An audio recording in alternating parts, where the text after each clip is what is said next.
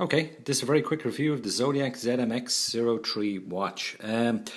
This watch is not really one that was on my list of purchases, but I saw this one come up on eBay and I said to myself, sure, it came up quite cheaply, and I said, well, we'll give it a shot, see what some of the newer Zodiacs are made of.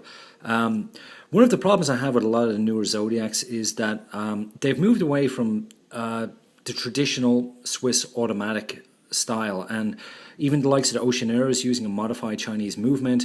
This is using a Swiss quartz, but again, it's using a Swiss quartz, and its recommended retail price is around about $800. So I wanted to see, is the watch giving value for money? Because certainly we all know that watches don't intrinsically hold their value terrifically well, especially quartz. So, you know, on a watch like this, are you getting much upfront for your money? Frankly, these are a big watch. It's about 50 millimeters in size. There's a screw down crown, there's a screw down case back, 100 meters water resistance. I like the rubber bracelet. It's integrated, the rubber band. It's integrated nicely into the watch. It's about 28 millimeters lug to lug, so it's a big strap. It's nice actual soft kind of rubber, and it fits the wrist nicely. The watch is heavy. It's probably almost I'd say 160, 170 grams, and for a watch on a rubber bracelet, that is quite a lot.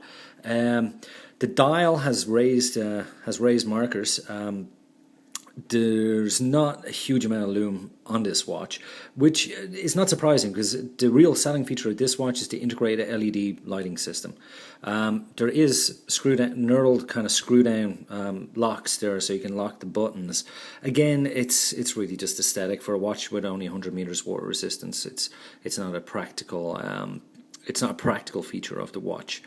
Again, it has sapphire crystal.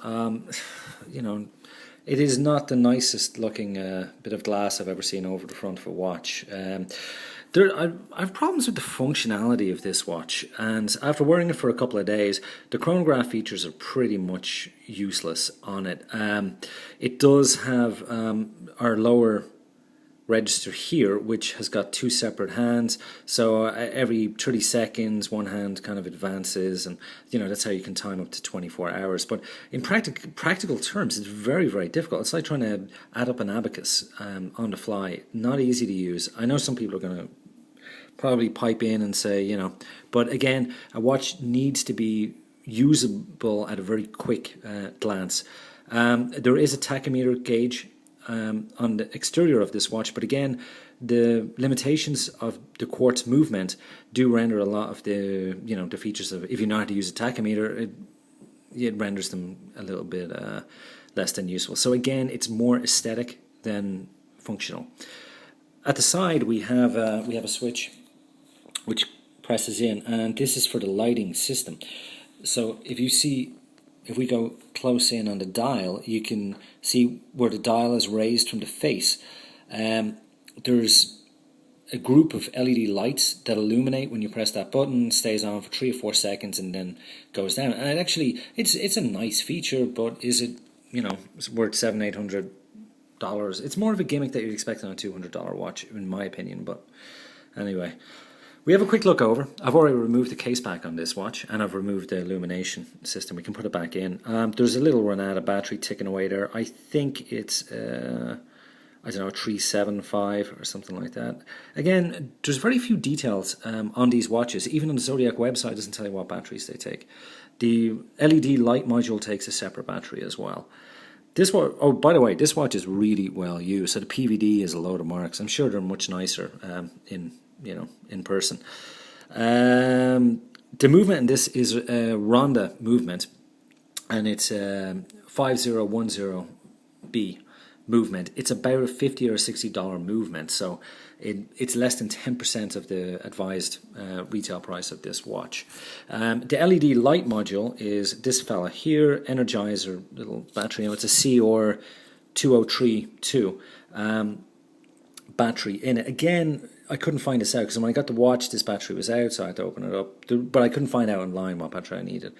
So that's what it takes. And when you hit this little button here, the fellas illuminate up like so. So that's kind of it. I'm going to pop that back in so you can just see the effect, although it's quite bright here, so I don't think... they're not as bright as you think. At night time in a room, great, but I mean, during the day it's not going to wow anyone. And that just fits directly in on top of the movement like so. And then you screw down the case back.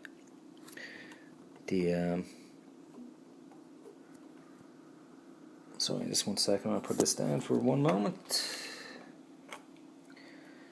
Give me a little bit tricky. Is it the spring on the switch to get this seated?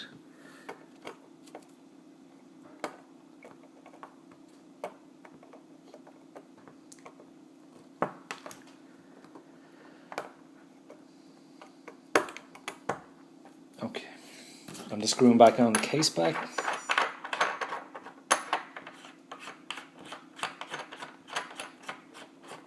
Okay. Right, so that's it back in, that's the case back on. Again, the model on this one was a ZO8508, which I think is a limited edition, but there we go.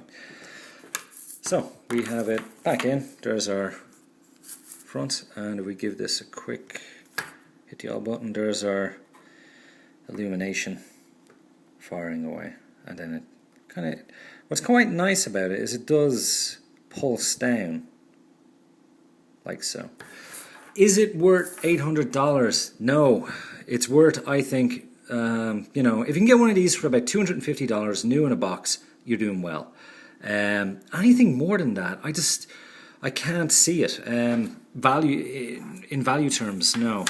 And that really is, I know a lot of people, you know, get different, you know, have different pointers. Like, this is the type of watch that you could, if you buy retail in a store, you could end up flipping on eBay 2 years later for, you know, a seventh or an eighth of what you paid for it. Whereas if you compare in value prospect, if you went in and bought a new Omega Seamaster, it's still worth at least half after 10 years. So, you know, it's hard to recommend a watch like this when it depreciates more than a Seamaster would. That's if you pay recommended retail price for it. About $200 or so is a nice price for one of these. Would I be buying one? No. The PVD coating has really you know, shown that it is not durable. It would look, this is the type of watch that looks a hell of a lot better in a case from day to day, where, you know, they do you know, they take a little bit of beating.